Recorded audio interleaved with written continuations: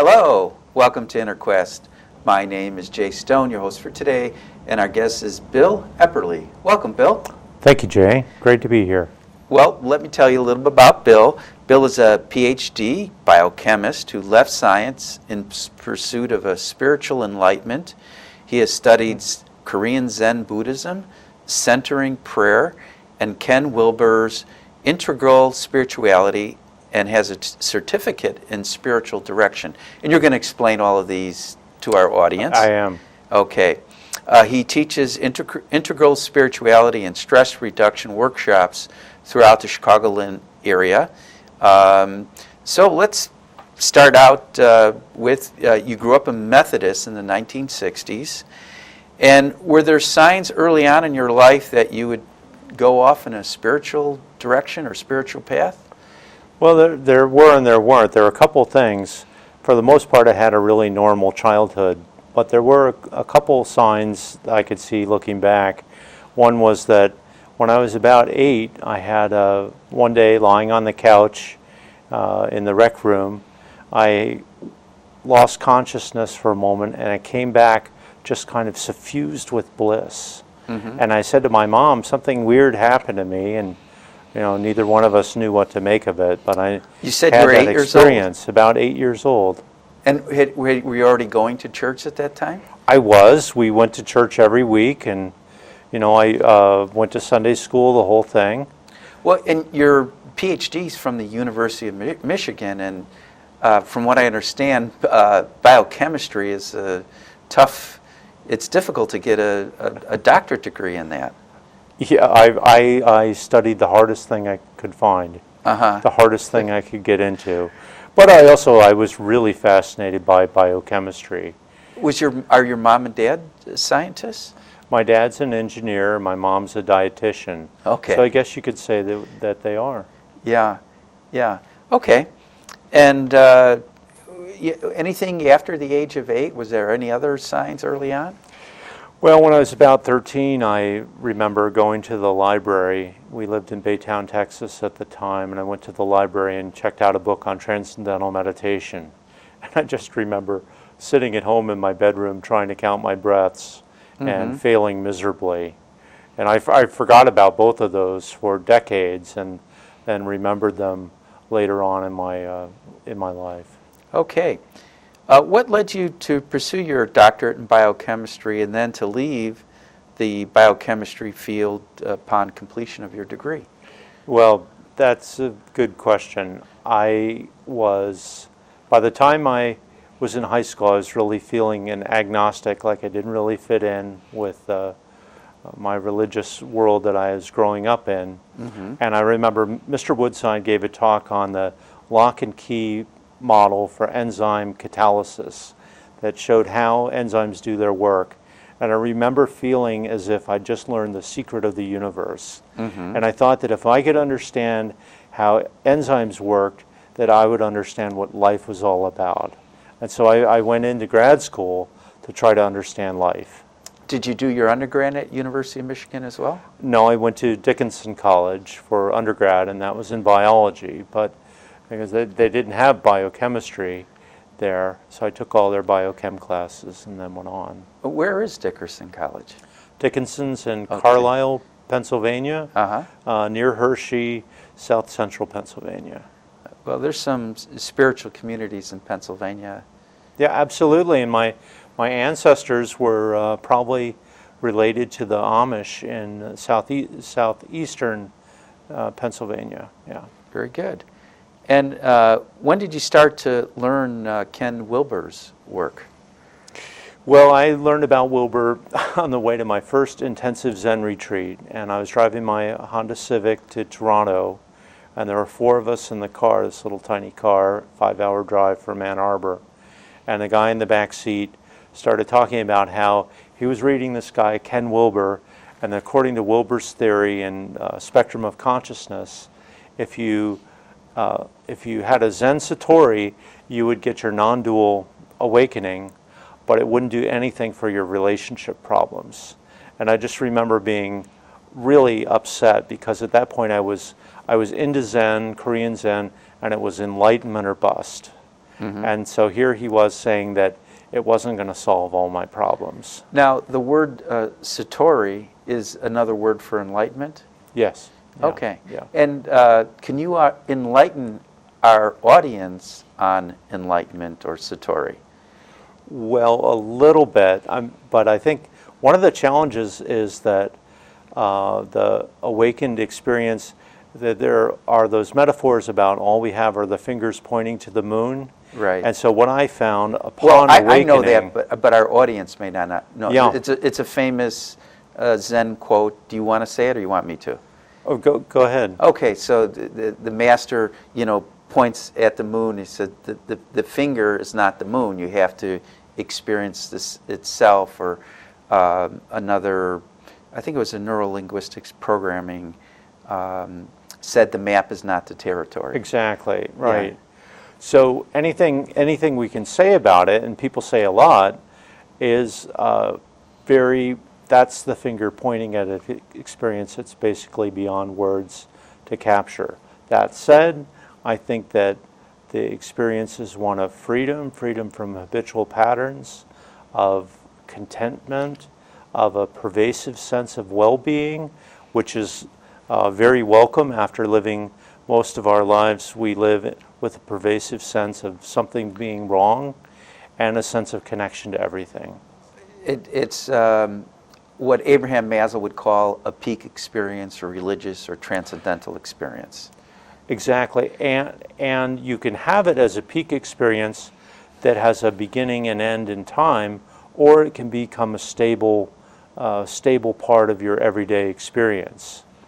Okay, well, so when did you have your first satori or enlightenment experience? So for me, it was during grad school, and I had begun investigating Methodism again during grad school, and I went to hear a talk by a Benedictine monk, David Steindl-Rast, who's an amazing teacher and teaching the kind of the mysticism. Did he do any chants, by any chance? He didn't do any chants. I've got some wonderful CDs by Benedictine monks, Yeah, absolutely. Which is a form of meditation and prayer.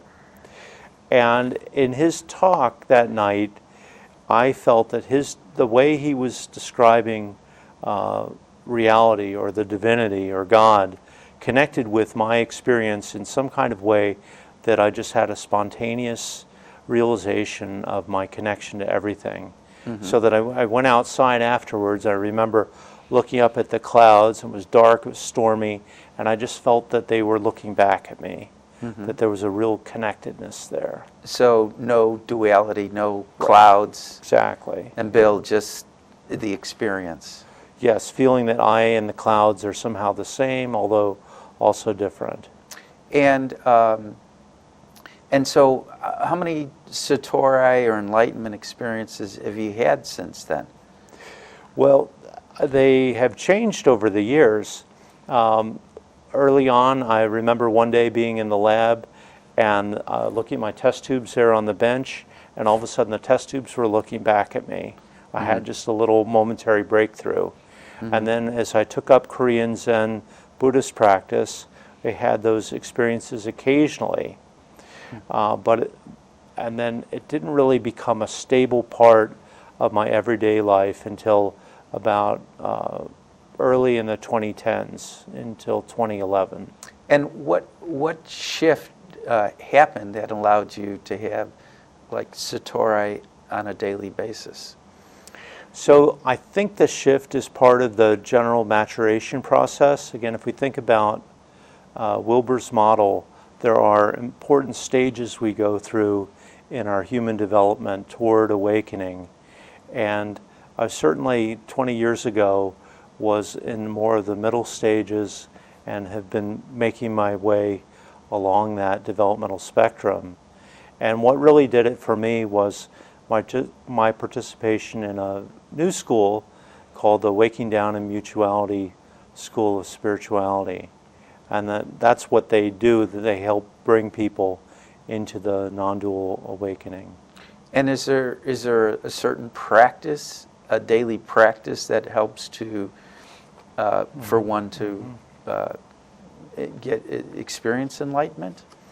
In Waking Down, the work with the teacher is really important because there's a transmission, or the awakened state creates a kind of harmonic resonance that helps the student to wake up interiorly and then live into their full awakening. So working with the teacher is important for that reason. And then there's some basic guidelines about how we can say yes to the process. So, in a lot of the traditions, it's said that fundamentally we're always already awake. All we have to do is realize it. So when the process of saying yes to my already awakeness encourages it to start coming forward. And then the teacher can see it coming forward and will help to reflect that back, to mirror that back, encourage a student. And so are you a mentor right now, a student, or both? So right now I'm in the mentor-teacher training track. Okay. Not yet a teacher, not yet a mentor. Okay. And are you going to be teaching at Infinity? I will. In the fall I'll be teaching centering prayer, and then I'll also be teaching some Wilbur-inspired integral spirituality later in the year. All right. Well, tell our audience what centering prayer is. So centering prayer, it's interesting. I had all this Korean Zen experience, but my Methodist roots, my Christian roots go deep. And so along with, really, it was a toss-up. Was I going to become a Catholic monk or investigate Buddhism? And centering prayer is an attempt to reclaim the mystical tradition within the Catholic Church, the experiential tradition that talks about the growth of the individual through prayer to a state of being one with God, essentially as Jesus spoke of, being one with the Father. And so it's a contemplative practice, very similar to some forms of Eastern meditation. Now, there is, I think, a statement in the Bible where Jesus says the kingdom of God is within you. Yes. And so to have that union or experience of God within us, would you call that an enlightenment experience? I would. In the Christian language, the traditional word is divine union or transforming union, but it has the very similar characteristics. Well, I like the transforming union because it's, when we unite with God or experience God as one or us, then when we come back to our humanity, that we're a better person after that. Absolutely. And my early Zen time, I really wanted to escape from the reality of being in a human body in the world.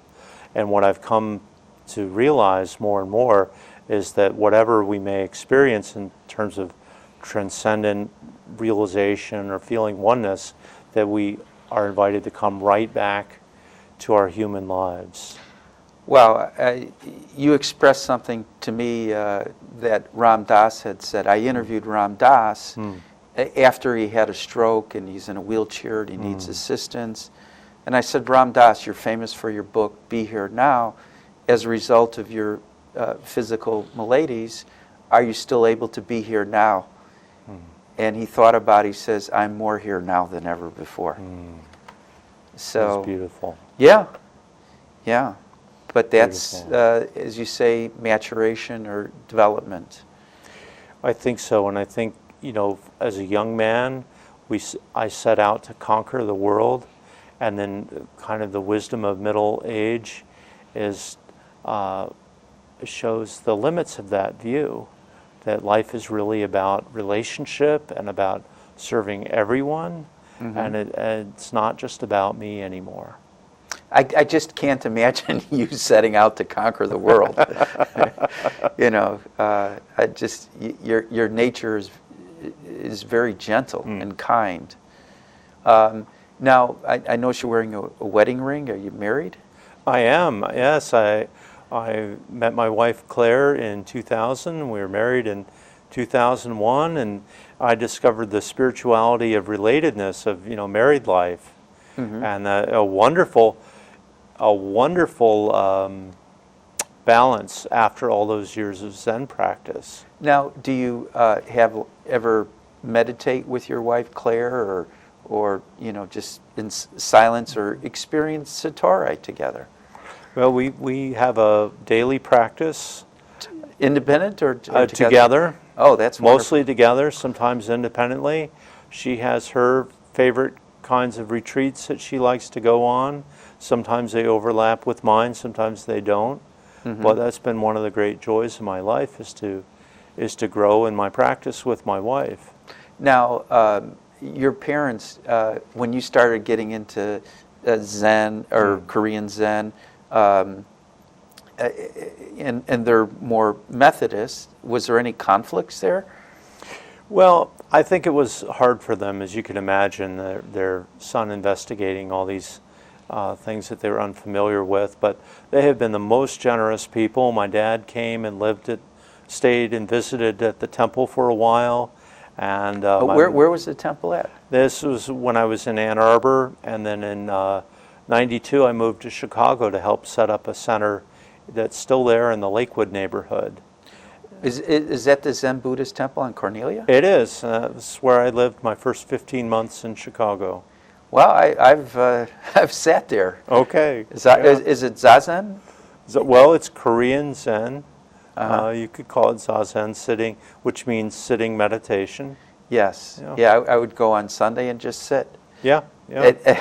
And I remember one Sunday I was going to go, and then I got a call, and I didn't go, and then I read the next day in the newspaper, Phil Jackson went there. It was one of the last things he did before he went out of town. Really? Yeah, and going, oh, I could have been in silence with Phil Jackson. But then I realized, hey, wait a second, if I can do silence anywhere and unite with anybody.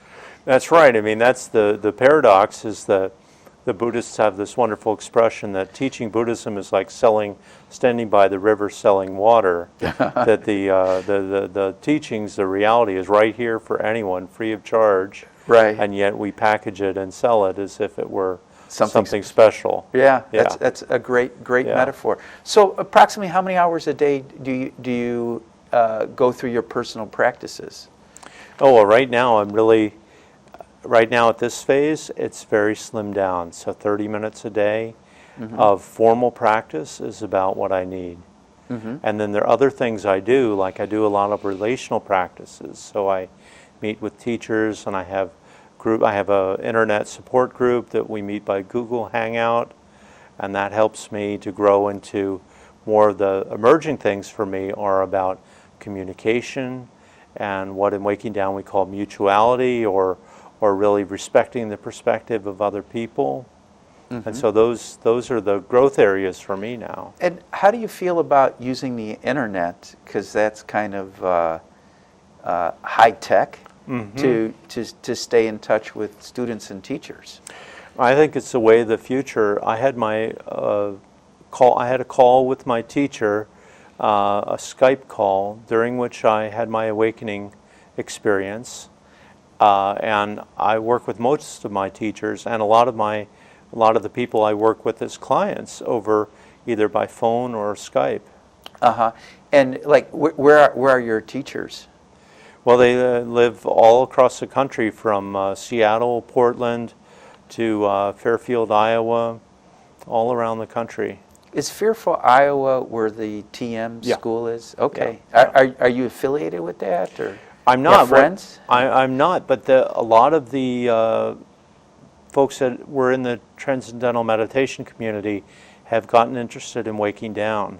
And they found that Waking Down was able to bring them to the kind of final awakening that TM promised, but in some cases they felt hadn't really delivered. Well, our viewers are probably familiar with Waking Up.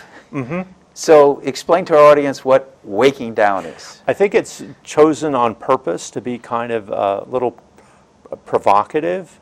And so there are three parts in it. There's waking, down, and mutuality.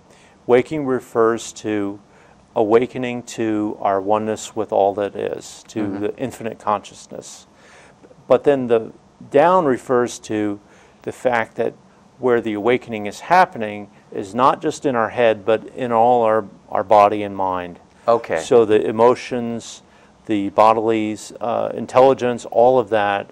And that's quite different than some of the Eastern schools that really emphasize a kind of mental awakening. Right, the third eye they refer to, maybe.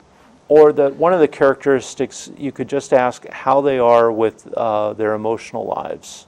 Yeah. And in waking down, having a lively emotional life is not considered any kind of problem.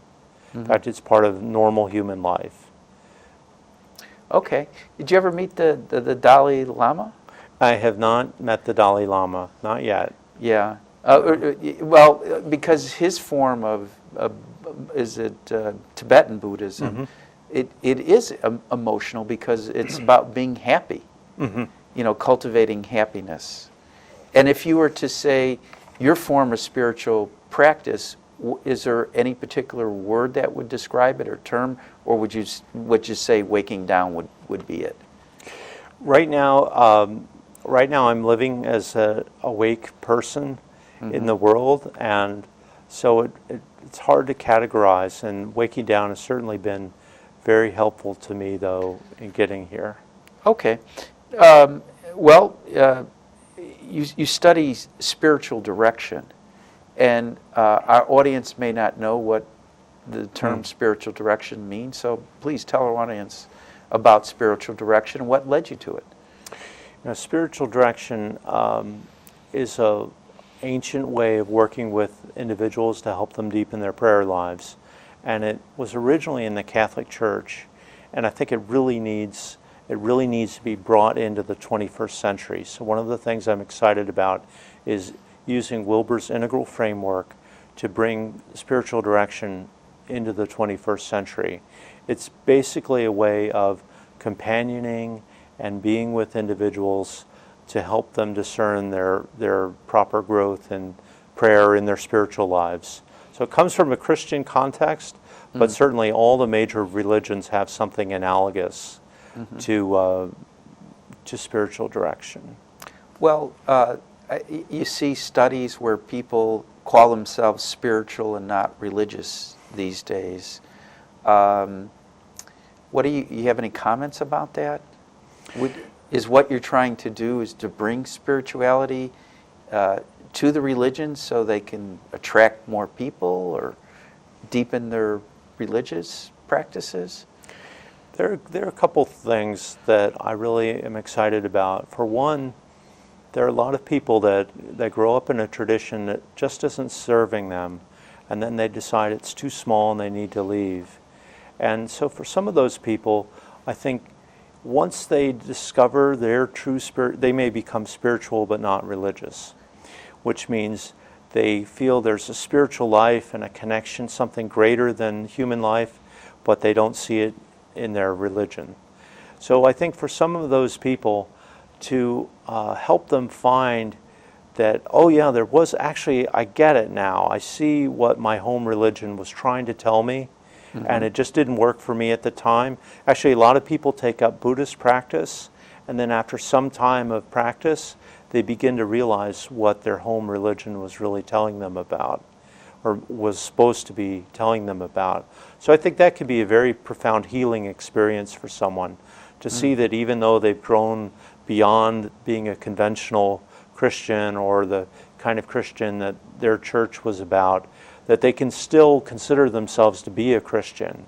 And I think of Wayne Teasdale, who was a great proponent of this kind of idea of inner spirituality, of a spiritual truth that was greater than what any one tradition could hold. Well, Wayne Teasdale was a friend of Infinity. I interviewed him twice, and I read his book before I interviewed him, and I noticed the foreword was by the Dalai Lama. So I said, oh, did you ever meet the Dalai Lama? That's why I asked. I was thinking of Wayne when I said that to you.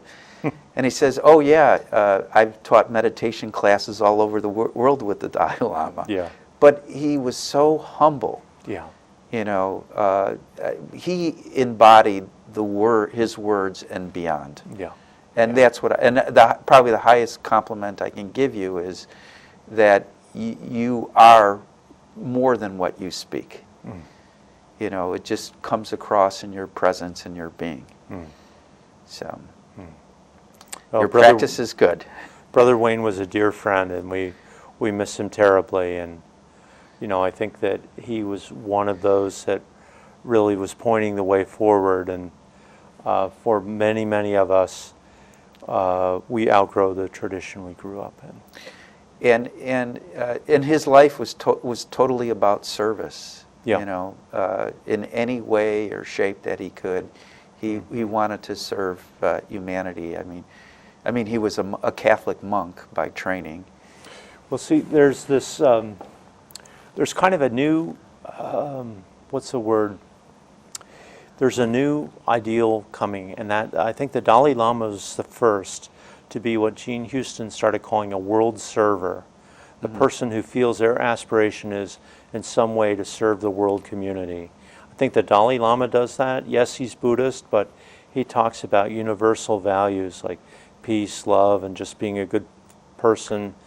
And Wayne Teasdale was very much in that line, and that is my inspiration as well, to find, whatever way for each person that we could help awaken them to their possible role in helping the world system, our hurting, troubled world, to move forward toward greater peace and harmony. Well, I think you said it, is that we all can serve others in some capacity, and also to be willing to accept the help of others. Exactly, yes. So nice give and take, a reciprocity. Well, we only have about a minute left to go. I mean, time went quick. Anything you want to touch on before we leave? Well, I'd just like to say, the big picture is right now I feel really excited to be working with individuals and offering workshops and all this. But someday I really hope to have an integral center here in the Midwest, because I think the challenges of our time really demand that. And what would you include in your integral center? It would be a place for short or long retreats. It'd be a place for people to work on every aspect of their being, from their emotional, physical, mental, spiritual. And would you have a garden there? Absolutely. All right, you sold me. I think we're about out of time, so let's wrap it up. For more about Bill Epperly and his work, stay tuned to the credits at the end. And also, if you want to contact the Infinity Foundation or the InnerQuest talk show, please look at the credits. Until next time, wish you good health, good fortune, and good spirits. It's been a pleasure to meet you.